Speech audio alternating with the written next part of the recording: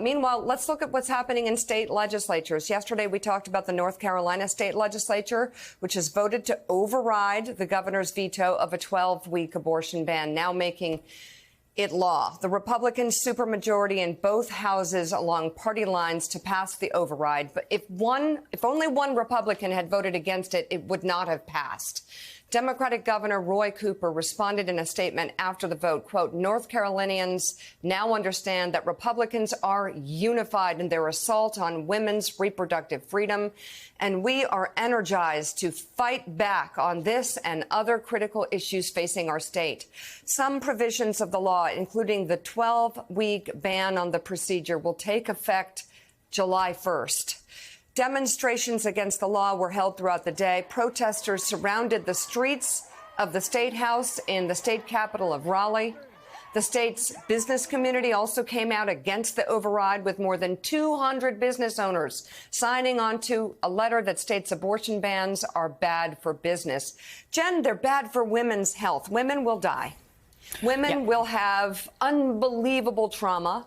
Women will become incapable of having more babies after they have to pass through fetuses that are dead, that doctors will not help them with. I mean, this is happening right now. And this is the result of these bans and those protests you saw in North Carolina. I just wonder, is this across the country? Are we going to see similar types of struggles for women just to have basic health care?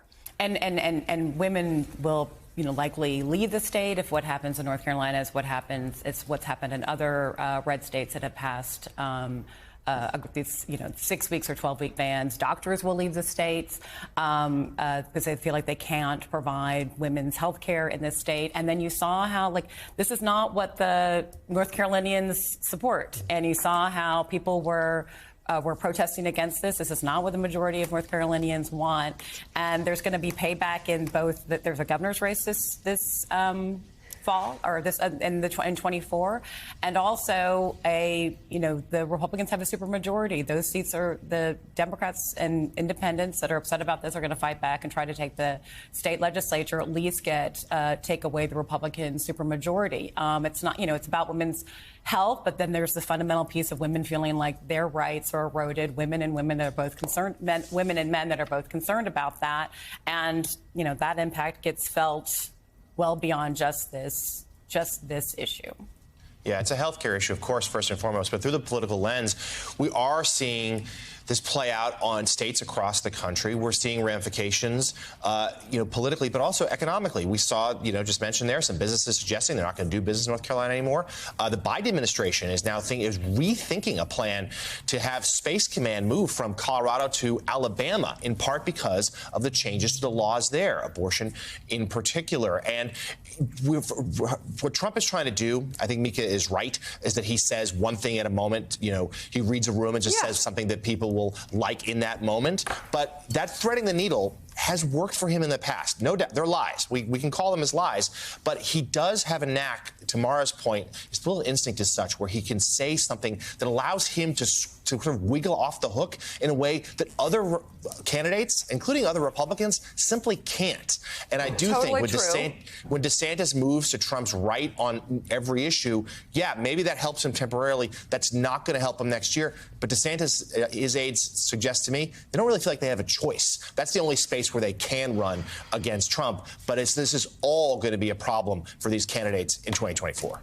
Let me tell you something. Ron DeSantis is going to have some issues with teachers, with with all of his pet issues. But on abortion, he'll have huge problems, given what he has done in the state of Florida, where he has basically, I'm trying to think of a nice way to say it, but he has destroyed the lives of women.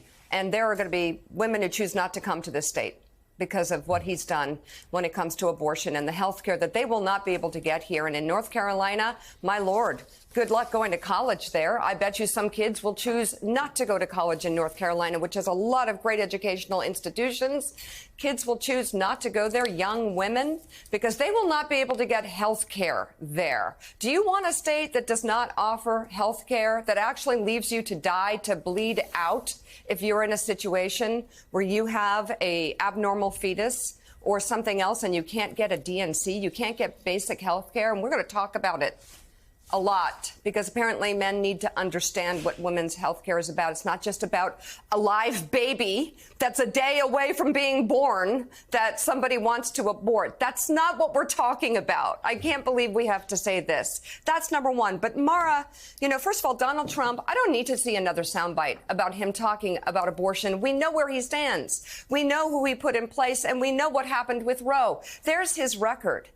So he will stand next to that. He can't hide from that in a general election. And I wish him the best of luck, because he won't have good luck with women in America. But I want to add to something. When you look at those protests and many more that we'll see around the country, we're not going to just see women protesting. We're going to see men protesting. There are men behind this issue, too. There are men who love their women, who love their daughters, who love their mothers, who do not want to see the fate that is happening to women in this country right now because of abortion restrictions happening to the women they love. This is not going to be pink hats only. This is going to be a country that will be on fire behind this issue. Men are getting it. It's so interesting, Mika, because, of course, we know from Donald Trump's personal behavior what he thinks about women in general. And so, he's sorely mistaken, to your point, if he thinks that most men across America share his view, his absolutely caveman view, in my opinion, of who women are as human beings, of what we deserve.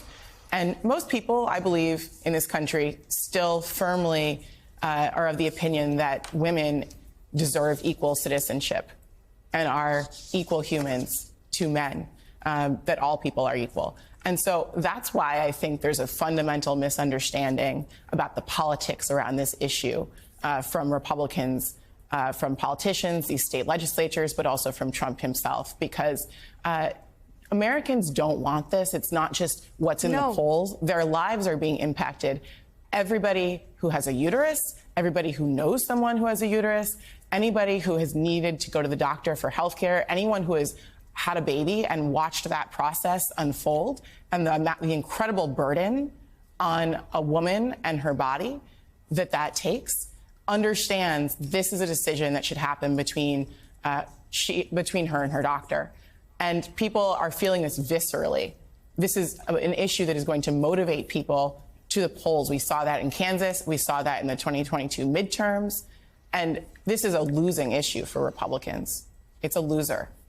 And as you say, you'd think they would learn just from a cynical political point of view from the midterm elections, oh, this was a resounding rejection of some of this abortion legislation, and yet many of them continue to drill deeper into it.